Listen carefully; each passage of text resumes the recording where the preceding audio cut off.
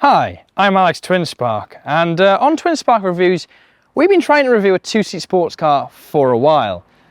The first review we did was my MR2, which, and of course the best thing about it is, so we thought we'd film that one again, but with my lovely Toyota MR2 Mark III, which is currently very broken. So, and then we tried to film it again, but to be what I was recording, because I was meant to do my MR2, which currently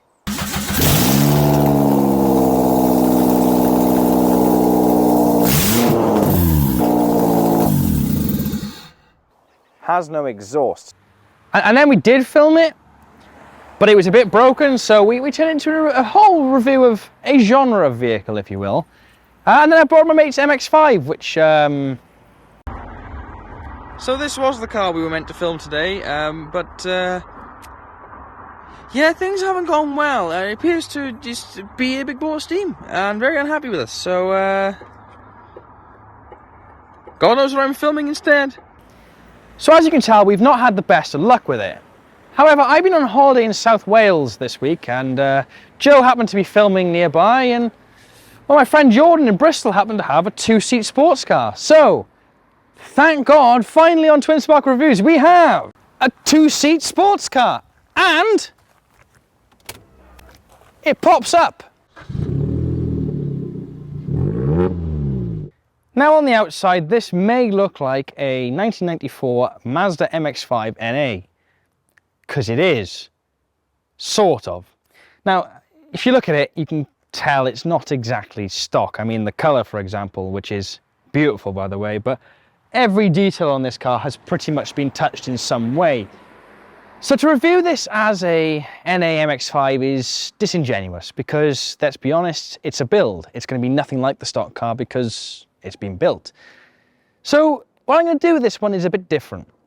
And it'll work the same with every other build, if you will, we review, because, let's be honest, it makes more sense to review this on its own and understand what it's built for, because you could take a Land Rover Discovery and you can lower it to the floor and you can give it big bagged wheels and all this sort of thing and make it look cool, and it'll be terrible off-road. So you wouldn't review it off-road by the same metric you wouldn't review this in, say, the Marianas Trench. You've got to kind of review them for what they were built for, and every build has got a unique story, it's got a unique tale, and it's got a unique kind of reason for it being the way it is.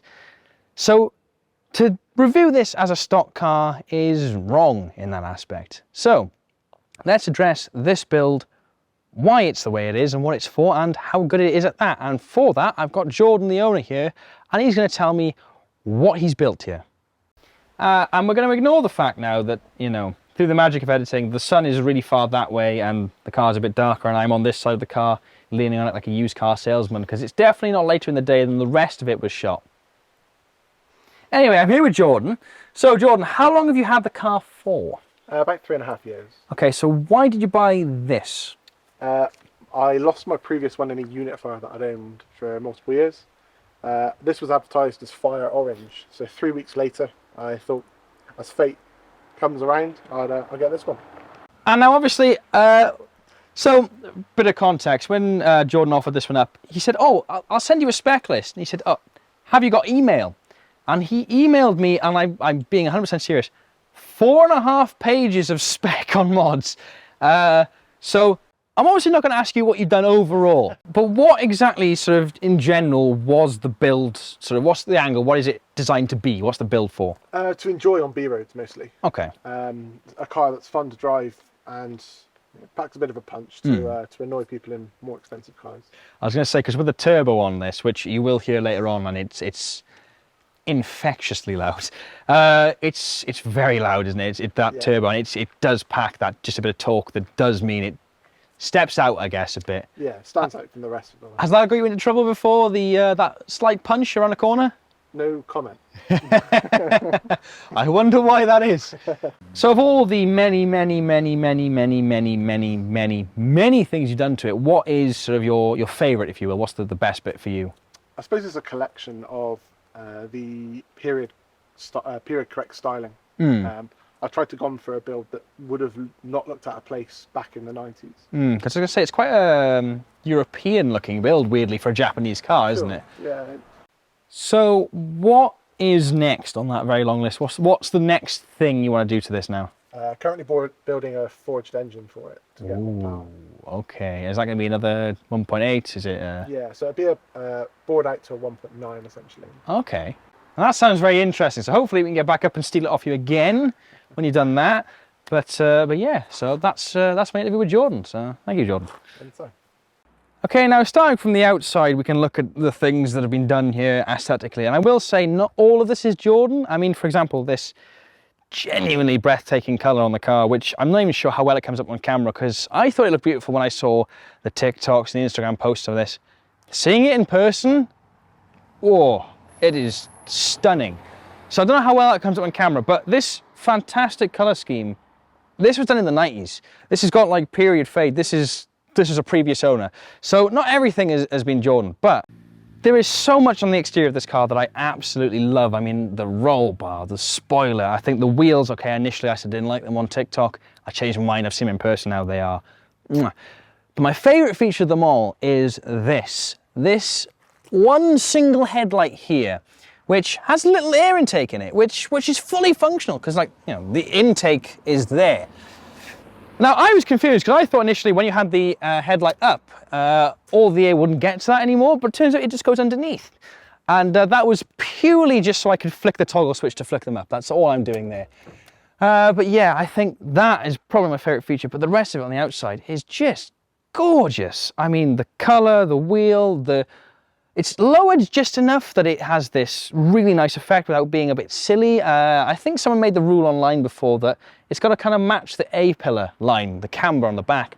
I think it does it perfectly. This is stunning. It just is. Look at it. Have you ever seen anything that pretty as a build? Now, I am more than aware that usually in these reviews we have a nice little edit where, you know, Joe works his magic and we make it look like I've walked from the front and come to the back and it's all one movement and it all works lovely. But my knees cannot handle the squat, the speed required to make that shot work, because this car is very low. So that's why there's a slightly jarring cut there. But the back of this car, oh, look at it. I really love this sort of carbon fiber custom rear. I don't know, you know, how much this costs or anything like that. I just know I really like it compared to the stock one. I also really love this spoiler, but underneath the spoiler is the boot. And now I know you're all usually expecting me at this point to go, you know, oh look, this boot is practical and I can get in it, and then we do the comedy shot of me in it. But because this is a, you know, project car, it is full of tools. I'm up for a challenge, but that is going to stab my side something rotten. But just trust me when I say that's practical enough. You could fit a body in there if you kick them in a bit. It'll be fine. Let's move to the inside, shall we? Now, it's not just the back that's kind of hard to squat down by at speed, because it's a lowered car, so the inside is also quite low. And I usually have a bit in these where I go, oh, the owner's shorter than I am, so I put the seat all the way back. But the seat is all the way back, and not the most spacious of interiors, MX-5s, if I'm honest. But one of my favorite things he's done here are these toggle switches, which that does the hazards and that comes down and that turns them off. And then I can put the pop headlights up because I'm secretly 12 and I really like that. Now, let's face the facts. There's no point having these here. They don't do some new function, you know. The hazards were a button and so are the pop headlights. But there is something very fun about that satisfies my neurodiverse mind no end. And I think that's very fun. I also really like the carbon fiber surrounds, the carbon fiber, I think it's a surround. I'm not sure if it's a carbon fiber handbrake gator or if it's just a surround, but it looks very nice. I like the gear shift we got going on. I'm loving the dials he's added in. But I think my personal favorite thing in here, genuinely my favorite thing, is these gauges. They are beautiful. They look vintage, but not in a fake way. They look exactly right for this car. They are stunning. Genuinely, they take my breath away how pretty these dials are. They look so eloquent, especially when you mix it then with this Momo wheel. It makes the car feel not classic necessarily, but not dated. It makes it feel very, very unique, very vintage, very kind of like you're in something a lot more special and expensive than, say, maybe people consider an MX-5 to be. I'm also a big fan of these pop-out windows, which Jordan rather funnily describes as his air conditioning, which replace kind of your conventional smoker's windows, and they remind me a lot of when I used to go gliding in cadets, and we had the most useless small windows in the world on the gliders to get the tiniest bit of airflow in. Now, I'm gonna go take it on the road, and let's be honest, with a Sparko bucketed seat, this Momo wheel, which robbed me of some space, for example. I mean, this actually hurts my ankles to drive. This is not built for going around town, and none of you want to see it going around town, let's be honest. So let's take it on the back road. Let's go up Cheddar Gorge, and let's just see how good this is.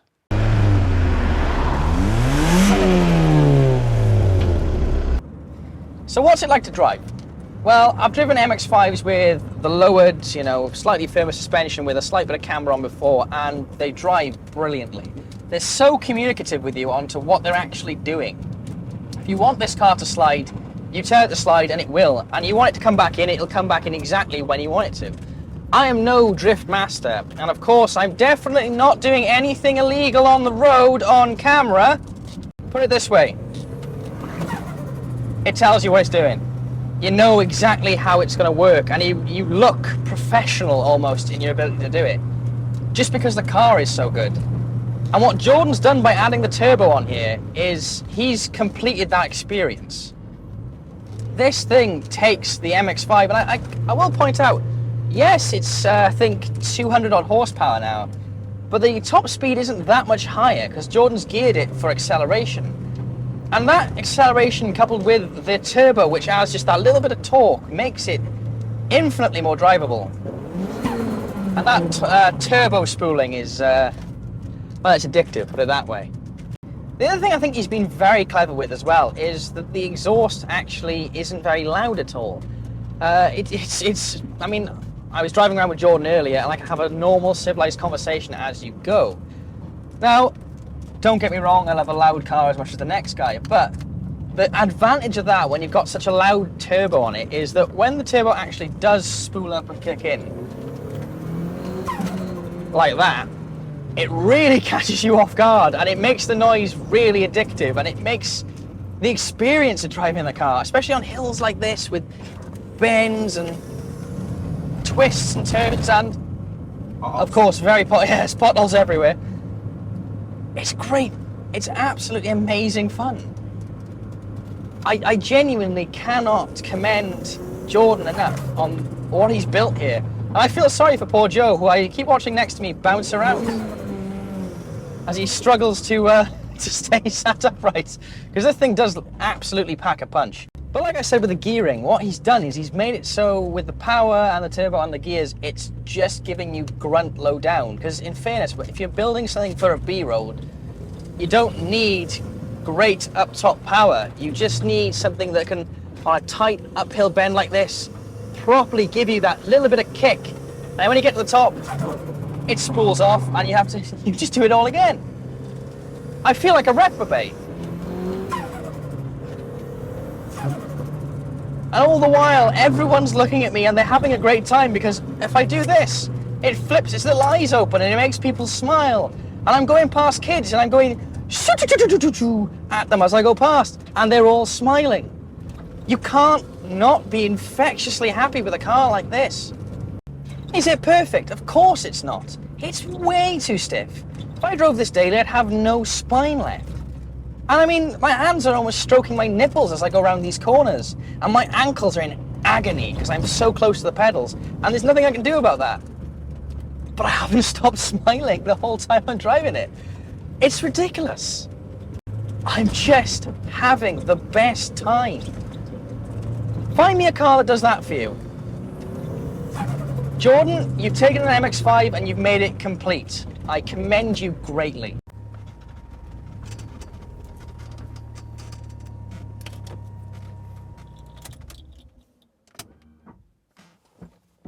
So, what do I think of the Zesty Miata? I think it could be easier to get out of, but I think you've taken what is already a very fun car.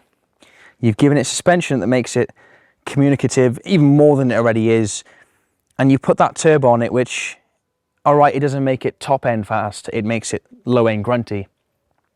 And you put all that together, and you've made the most complete MX-5 I can possibly think of. This is what driving is when you're 12. When you're a little kid and you play Forza and you think, oh yeah, all cars are going to be stupid and big and yeah. And they never are, because you grow up and you drive, you know, a Volkswagen Polo or a Ford Fiesta, and you think, oh, well, that's not as exciting as I thought. And you try and make do, and they can be fun. You drive this and it takes you back to being that 12-year-old kid playing Forza or Need for Speed, or I don't know, if you're old enough, hoop and stick. It takes you back to that age where you think driving is this insanely, amazingly fun thing, and I think it's perfect for that. Terrible beyond driving it an hour more or more. I'd rather have maggots eat my eyes out than drive this for more than an hour. But for that first hour on a B road, I can genuinely not think of anything better than this. Not a single thing comes close to how fun this is. And I've driven a lot of cars. And that's what I think of that. So the Zesty Miata, in my books, fantastic. If you've got a build or a car or a ride-on lawnmower that you fancy letting us drive, please hit me up on Instagram at Mr. Twinspark, I think. Joe, figure me out in editing, thank you. Hit me up on there. If you have enjoyed this, please like and subscribe and all that. I'm not being as YouTubery as I need to be to make this grow, so like, subscribe, and do the Patreon, and tell your mum I said hi. Thank you very much. Anyway, if you've enjoyed it, have a good night, or good morning, wherever day you are. Goodbye.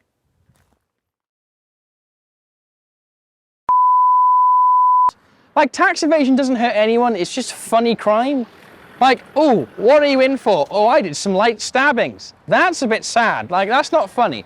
What are you in for? Oh, I kidnapped and murdered people. Not cool. Bank robbery. Kind of cool, but sort of morally wrong. Tax evasion? Who cares? That's just white suit and collar men, you know? That's just oh. Joe. Stop doing me in on this. Stop doing me in with tax evasion. God damn, where you're all sort of used to at this point is when I open this boot and go, oh, look how practical it is. Oh, I forgot to start, didn't I? Damn it. Warn me when, yeah, I didn't realise you were going to go up. Okay. I didn't realise I was going to go up. It's okay. Professional. Like I was saying with the gearing. Oh, sorry, Joe, didn't mean to jolt you about there. But like I said with the gearing. So now. And webble and free. I don't know the words, the lyrics, and his gate's open. Oh, there's a dog in there. What a handsome looking boy.